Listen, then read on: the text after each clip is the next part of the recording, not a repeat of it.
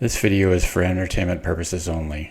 None of the information you're about to hear should be considered medical advice, and you should always consult a licensed medical practitioner before embarking on a health or lifestyle change.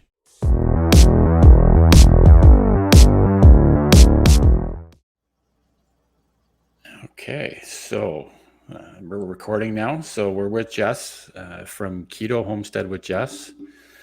It's good to see you. It's really appreciate you being here this week to have a conversation with me about keto. I guess that's. I'm not sure your channel. Has it always been a keto channel, or is it? Yeah, it's always been keto. I do a lot of homesteading and keto, so I just put the two together. Sure. Yeah. Yeah. No, that makes sense. There's a lot of homestead channels out there. I've seen more and more as I've been getting more involved in trying to get to know creators such as yourself. So it's good to see that you've got some of both going on. So Yeah. And the homestead has really helped me on the keto journey as well, being able to grow all my own food and yeah, let me just sorry, I just had to close something else there. I had another window open and something started on me. Sorry about that. Right. Yeah, so I guess I don't know where it was I first saw your uh, probably maybe one of Sheena's live streams Yeah. is where I ran into you the first time, and I then think was it Sheena or Shaz? could have been, yeah, Yeah, I yeah. don't know. It's I go to so many live streams nowadays. I can't remember sometimes Right. where I meet people, but it's good to be connected with as many creators in the same niche, I guess, as possible. Right. So I guess why don't we just start with what got you started with keto, and how long have you been following a ketogenic diet? Okay, so I would say I'd been following it around 9 to 10 years. When I started the ketogenic, I didn't have any resources out there. Nobody was doing it yet. The only thing I had was manuscripts from Harvard and stuff like that that I dug into. Dr. Berg is who I found first, and he had Hmm. also just started out posting videos on YouTube. So my journey was, in my opinion, really hard and really confusing and took me a lot of time to figure out before I even seen any progress or even knew what I was doing at that point. Hmm. And the reason I wanted to start it is because I had had 3 kids. My kids were all born 2 years to the day apart. So Hmm. my body wasn't really healing properly. I didn't give my body enough time to heal in between those pregnancies. So I was really overweight from not losing the weight from the previous pregnancies. And then I got myself in trouble with high blood pressure, and I was pre diabetic, and my anxiety was off the charts. And I think that's pretty much blood sugar. The A1C was high. Yeah, that's pretty much it. So I started, the first thing I did was obviously went to my family doctor looking for solutions to figure out what to do, what to try. I had tried, dieting in the past and it had never worked for me. And I tried all different types of, you know, Weight Watchers and all Hmm. kinds of stuff like that. And I went to the doctor and he actually gave me some type of injectable. I think it was metformin, some type of metformin. Hmm. And it was supposed to, it wasn't prescribed for pre-diabetes. It was prescribed to me to help me lose weight. Well, it made me sicker than anything that ever made me sick before. I couldn't do anything. And I'm Hmm. like, yeah, forget this. After 2 shots of that, 2 days of doing that, I was like, no, there's got to be something better and healthier. This cannot be right. I couldn't hold anything in. So then that's when I deep dived onto low carb and keto. And most of the things that I found on keto back then was just basically how it helped epilepsy kids. So there wasn't a profound amount of information out there. So I'm pulling my hair out, trying to figure out what I'm supposed to be doing, what I'm supposed to be eating, how much. And it probably took me 2 years And then, like I said, Dr. Berg came out and he started posting videos, and he was like my safe haven. I'm like, oh my goodness, he knows all this stuff. Like, and it Hmm. was just amazing. So I went from 296 pounds. Once I figured out what I was doing and how to actually properly do the ketogenic diet, it took me a year to lose all my weight. And I went from Hmm. 296 pounds to 150 in a year. Wow. But it was probably 2 years of research before I even figured out what I was doing. Hmm. Yeah, I can just imagine. Like I've only been keto for 4 years, and before that, I didn't even think about it. And like I think my dad did. He was on Atkins for a while when I was younger, Mhm. so I guess that's sort of the closest any to hearing about it that I had ever heard of it. So I can just imagine how difficult it would be when there really isn't any resources to draw from, Mhm. because it's not the easiest thing to understand as far as macros and what's going to work to get your ketones up. And so yeah, I can just imagine uh, how frustrating it would be, or how hard it would be to try and figure that all out on your own. Yeah. Yeah. I literally had days where I'd break down and cry. Like, why can't I figure this out? Mm-hmm. Yeah, no doubt. Yeah, and I definitely watched enough of Dr. Berg's videos when I first started as well. Um, it's almost I don't know if it's ironic, or it's just the way of the times now. People starting keto, I think, probably have too much information to draw from, or too many differing opinions as to what works and what doesn't work, and this is bad, this is good. And I can Right. see how that would drive people away from it too. With they dive on YouTube, and you know 2 days later they're down this rabbit hole of, well, I still don't know what to do because no one has the same sort of opinion. Right. And I sit back and think about that sometimes too, the struggle I had trying to find research. And then you see all these other creators now. I mean, there's thousands of them and so much Mhm. information. And I'm like, wow, if I would have started, a year or two ago, I probably would have been so overwhelmed. I wouldn't know where to start either. Yeah, yeah, and that's why, again, like I was saying before we started, that's why I'm trying to bring different stories to YouTube, and hopefully people, if anybody stumbles across these conversations, they can draw from it that doesn't have to be so complicated. Right. Like And I it think just it. Yeah, I Sorry, go think ahead. that's the human nature too. We just make everything so much more complicated than what it was. Because once I figured it out, once I got all my research and I finally dove in hard and figured it out, I'm like, this was so stupid. Why did I make this so hard? It's not this Hmm. hard. Hmm. And then Yeah, go ahead, and sorry. like you were saying, like the results that you did see once you were able to get uh, the information that you needed. Again, we live in an age where people want results in 2 weeks or overnight or whatever. So it still takes time, but to be able to lose that amount of weight and ultimately change your health like a complete 180 in a year, when we spend our lifetimes, most people spend all of their lives destroying their health. It can be fixed fairly quickly, and when you actually look at it. Right. And that's the thing too, like starting out, I just want to mention how like discouraged I was by everybody around me, my Mhm. doctors, my family, my friends. They're just like, no, you can't do this. This is for epilepsy kids. Like it's so dangerous. It's like the Atkins diet. You heard all those horror stories about Atkins diet and everything. And Mhm. they like I was like just getting negative feedback from everyone. And when I made my concerns to my family doctor, I told him like I'm not taking your shot anymore. I'm going to try this keto thing.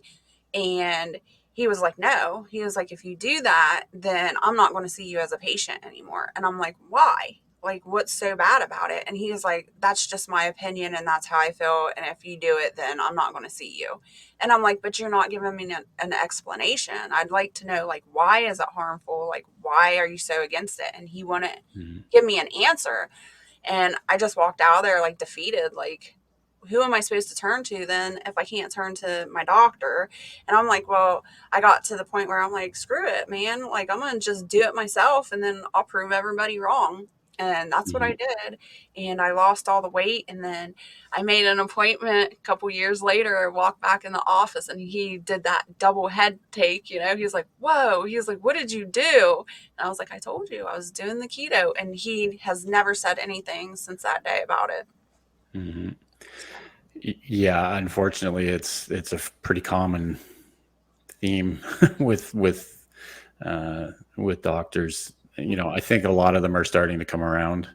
right. But like you say, most people, the majority of people, trust what their doctors are saying. So like they'll follow their advice, Hmm. without question, even if it is doing more harm than good, right? Like Right. prescriptions, unfortunately, there's lots. I'm not trying to say that, they're not valuable in their education, but Hmm. sometimes they, again, I always say we live with a sick care system and not a health care system. Right. They're really just interested in managing sickness instead of uh, Curing. curing it. So Mhm.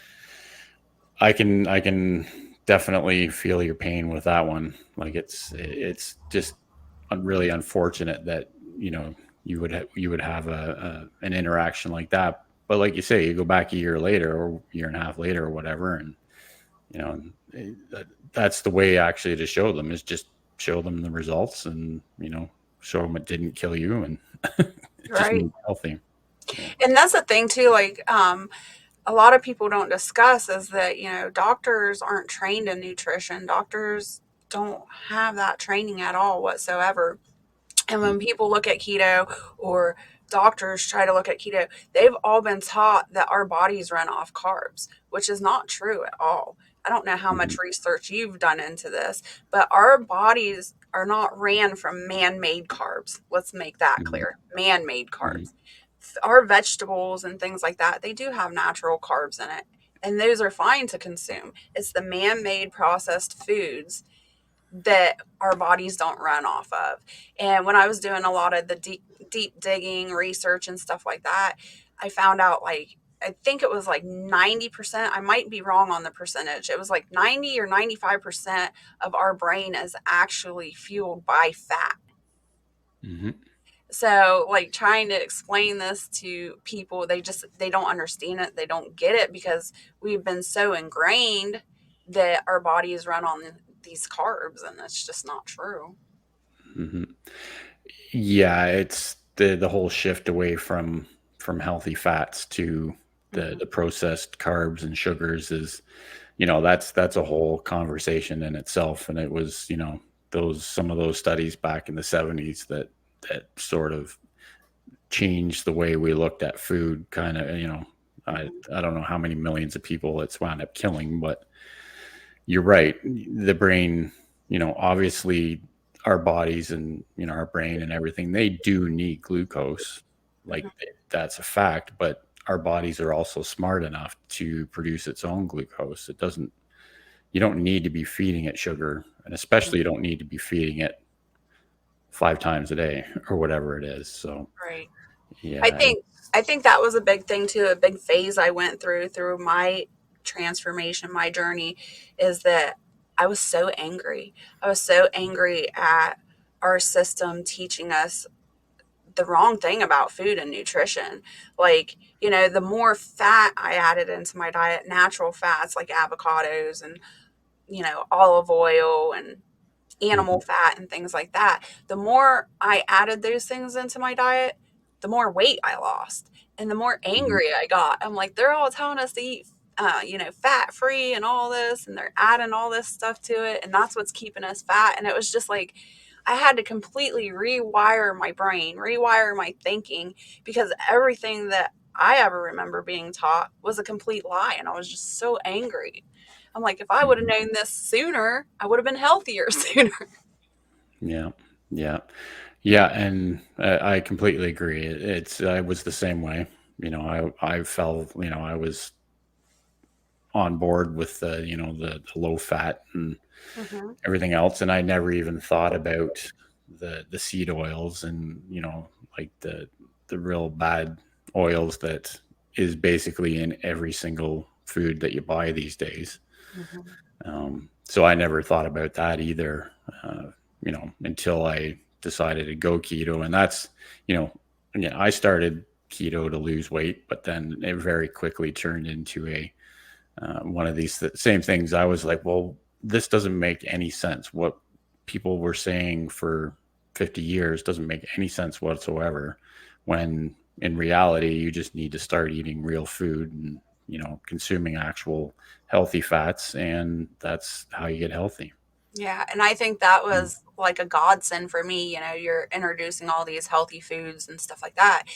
And then on top of it, I'm raising my own animals to butcher and I'm growing my own food. So that was just like for me another kickstart. Like I'm like, I can prepare all this stuff and it's all growing in my own garden. Like this is awesome. Mhm. Like I know a lot of people say that keto is really expensive to do, but for me, it seemed like the odds were outweighing themselves growing my own food and raising my own food. However, also with that being said, keto is really not that expensive if you're buying fresh fruit and vegetables and meat and things like that. As long as you're not going out there buying products that say keto, keto, keto, Mhm. that's where you get into the expensive stuff.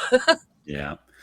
Yeah, absolutely. And I lots of people like Dr. Barry and other creators will say, well, just do what you can, do the best you can. Not I would love to be able to uh,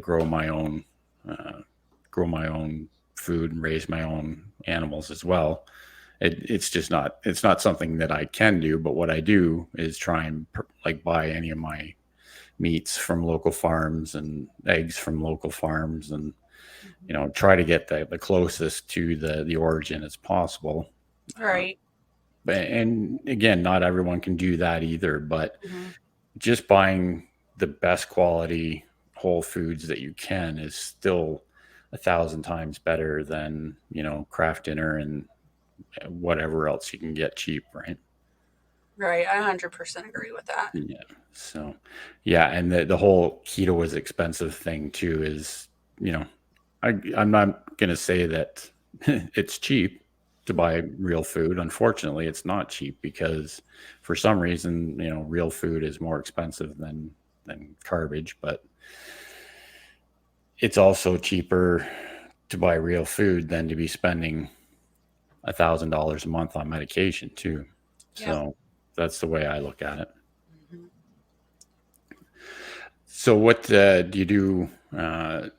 Everybody seems to have differing opinions on fasting. Do you do any incorporate any of that in your diet either? Oh yeah, I Yeah. definitely fast daily.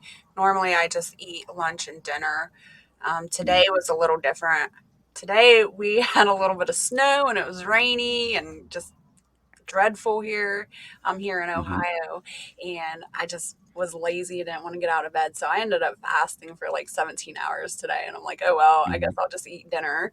So it just Mm-hmm. really depends on how busy the day is, what comes up. But normally I'll eat my last meal about 4:30 or 5 o'clock, and then I won't eat again until 11, 12. But like I said, it just depends. Like when you're on a homestead and you have animals and things Mm-hmm. going on, you never know what's going to pop up. So sometimes, it'll be 9, 10 o'clock and I'll just have to grab something out of the fridge and throw it in my mouth and start my day. And that's it. Like, Mm-hmm. it's No. crazy.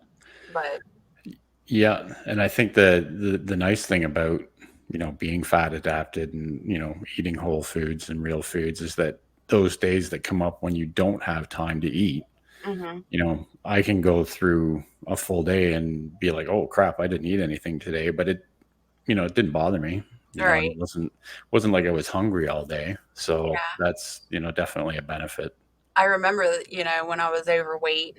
I was a nurse's aide for many, many years. And if I went, I was very, very active on my feet constantly. So if I went without a meal, I'd be shaky and sweaty. And I'm like, oh, I got to get something to eat. And now it's just like you said, some days I just forget I even ate or I haven't eaten. Yeah. So, Yeah. and I don't get that shakiness or sweatiness anymore. It's kind of amazing what our bodies can tolerate.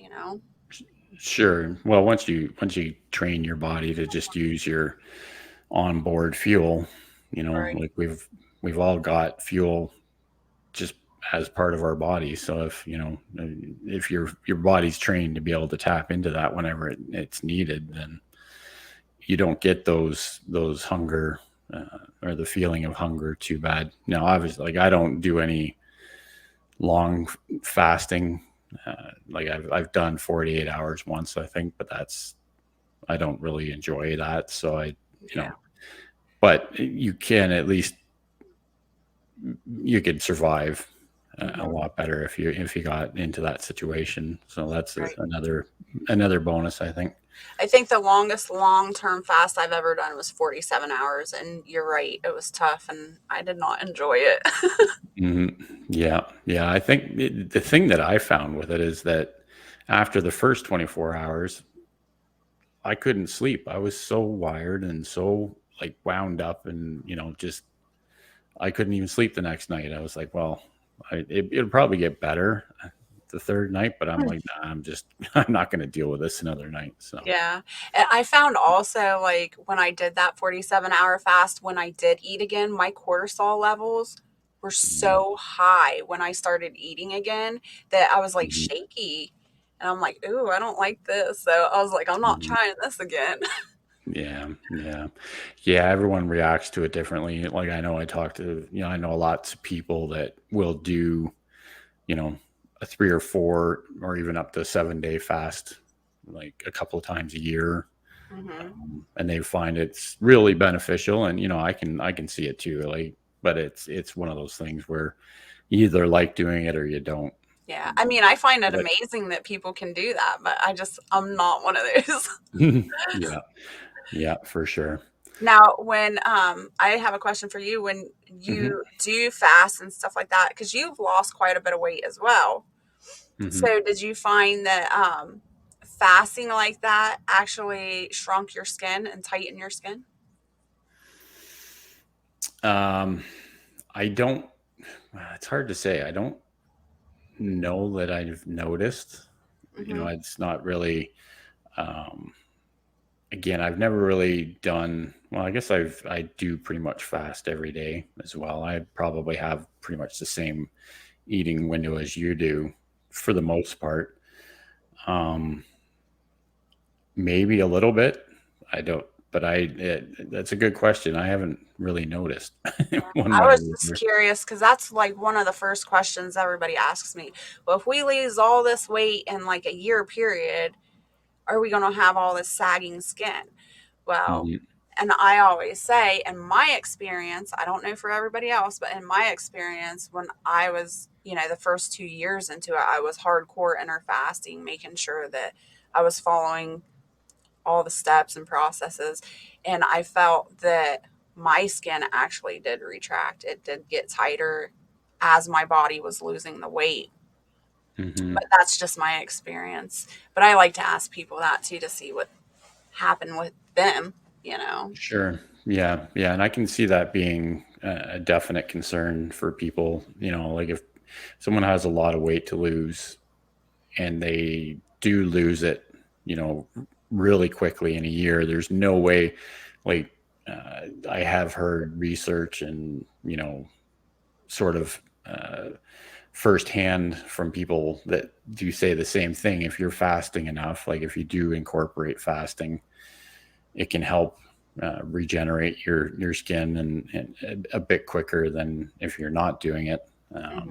And that's a good question. I've never really thought about it. But I can see how it'd be a concern with a lot of people. I guess that would be like more women would be concerned with that. Yeah, yeah. It's well, again, it's um, a lot. Yeah, I guess anyone that's sort of losing all that weight really quickly, I know a lot of people would probably turn towards, if they can afford it, towards the surgery afterwards, which, I'm not against. It's if you've been able to change your lifestyle and it's something that, that's going to help you stick with that lifestyle, then, uh, all the better. But you're right. I think the fasting aspect of it, because of what it does with it breaking down old, uh, cells and everything else and helping regenerate your skin, it's definitely a good tool to incorporate if that's something that you're worried about. Mm-hmm. Yeah. So the keto YouTube channel, how long have you had that been going on? I believe this will be my third year. In June will be my third year. So, Okay. and Yeah. yeah, it's all new to me. It still seems new to me, even though it may be 3 years. I'm still learning every day. And Yeah. like I said, there's so many, keto creators and low carb creators out there. It's just like, wow, it's kind of overwhelming, Hmm. you know, Yeah.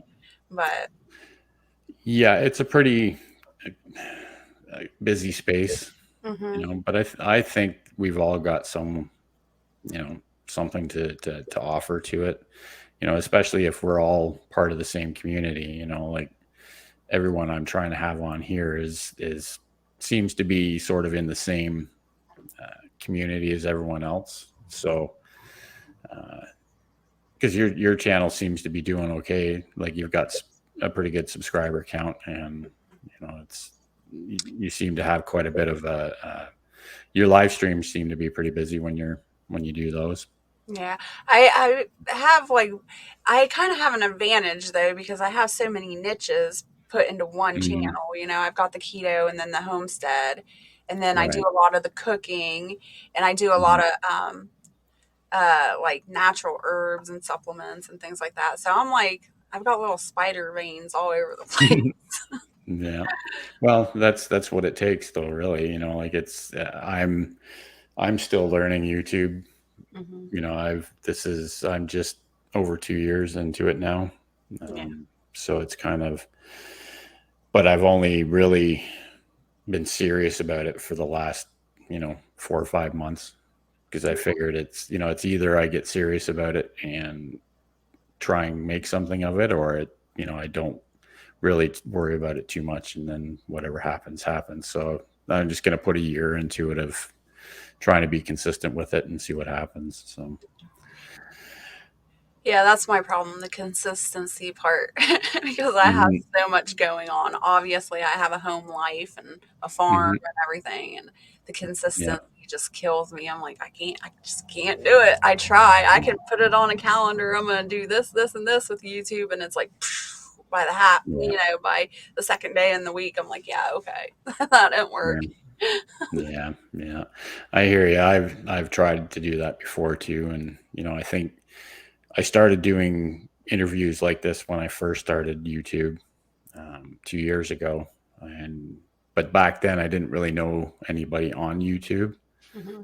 so it mostly came from people I talked to on Instagram that Okay. agreed to come and do that. So, but I couldn't. It was hard to find people that actually wanted to do interviews like this. So now that I've been networking enough, then it's hopefully I've got enough people interested that I can keep doing this for trying to put something out every week. Uh, Okay.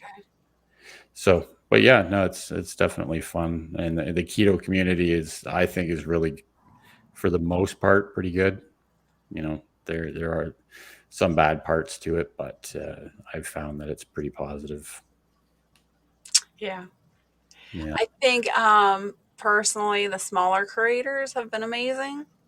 Once you Hmm. start getting into those big, huge creators and stuff, it's just, I don't know. It's a little different. It's a different ball game. Yeah. For sure. Yeah. And because the bigger the channel gets, usually they're wind up. I don't want to come off bad about some of the channels that I like. Right. They wind up being directed by products. Mm-hmm. Let's just say that, like they're influenced. Some of their content is influenced by some of the products that are supporting them. That's why I personally, I like Dr. Barry, because he's not sponsored by anybody. He Mm-hmm. doesn't do sponsorships. He's just out there trying to, do the best he can. I don't know if you've ever watched any of his live streams, Oh but yeah, I have. it's insane when there's 4,000 people in there trying to ask questions. Like, I don't know how he does it sometimes, but Yeah. but you're right. I do like paying more attention to the smaller creators like yourself. And Mm-hmm. Sheena's a great person. Tom and Mike and everyone I've had on here so far has been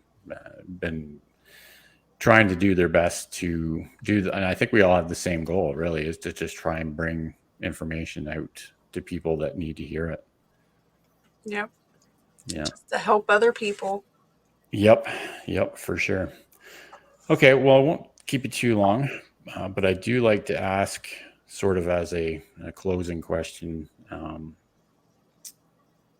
Obviously, you've been doing this longer than a lot of people have, so you may have a different view on this. But if you were able to go back that 9 or 10 years and someone could give you one piece of advice, or like sort of one piece of direction, is there something that you would have liked to have known Yeah, not to back count. then? Yeah, not to count your calories, your macros, anything like that. As long as you're eating consistently good, healthy food, don't worry about the numbers. I think I grew so many gray hairs over trying to follow my macros. Hmm. Yeah. Yeah, and yeah, you're right. I'm not that kind of person either. I don't. When I first started, I was like, oh well, I guess I got to figure out this 70-25-5 Hmm. macro rule. It's like, it's just, so I ditched that after about a week, and I was like, no, I'll just eat real food and Yeah. see what happens, right? So no, I think that's good advice. I think there are people that find it easier to stay on track if they do that. And if they're the kind of people or person, if it's your personality that thrives on data, Hmm. then, by all means, I know people like that they like to have all the graphs and charts and, what I ate this week and what I ate this day and everything. It's not for me, for sure, but that's to each his own. And that's why I like to say that everybody does keto differently. Hmm. Your amount, the amount of fat you eat, the amount of protein you eat, all that's different, because everything, everybody is different, Yeah. and different things work for different people. Yeah, I don't calculate anything. I don't weigh my Hmm. meat. There's nothing. I don't do anything like that anymore. I Yeah, just eat. When I'm hungry, I eat, and I eat until I'm full. sure. Yeah. And I think that's the perfect advice is, and again, that's definitely something that people need to hear is, don't worry about the details. Hmm. Figure out when you're hungry and eat real food, and then when you're full, stop eating. It's pretty basically just that simple. So okay, well, this has been great. Thank you for coming on here. Thank you for having me. This is Yeah, fun. well, are you just on YouTube, or are you on Instagram as well, or are you? I'm on Instagram. I'm on Facebook, but primarily I just do the YouTube thing. I don't really. Yeah, I'm not very active on any of the other platforms. right. Okay. Well, I'll definitely put your channel link down in the description of the video when I post it. And hopefully you can, I'll let you know when it's going to go up, and hopefully you can be around when it premieres, so we can answer any questions that people might have, kind of thing. So Sounds good.